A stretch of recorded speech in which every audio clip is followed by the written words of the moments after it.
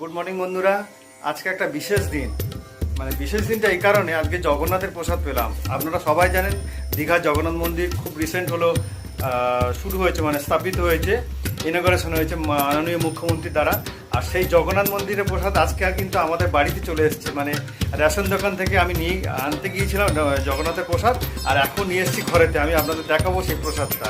দেখুন সেই বক্স খুলে দেখাবো তার মধ্যে কী কী আছে। এই যে জগন্নাথ ধাম, সাইডে দেখুন জগন্নাথ ধাম মহাপ্রসাদ। তো এখন দেখা যাক এই প্যাকেটের মধ্যে কি প্রসাদ রয়েছে। এখন দেখতে পাচ্ছি দীঘার যে জগন্নাথ মন্দির রয়েছে সেই মন্দিরে একটা ফটো রয়েছে, আর এখানে একটা কি এটা গজা, আচ্ছা এখানে একটা গজা দেখতে পাচ্ছি, একটা প্যাঁড়া আছে। তো দেখতে পেলেন আপনারা, এটা হচ্ছে মহাপ্রসাদ জগন্নাথ মন্দিরের। আমার মনে হয় আপনারা সবাই পেয়েও গেছেন, যারা যারা পাননি তারা আপনাদের নিকটবর্তী রেশন দোকানে চলে যাবেন সেখান থেকে।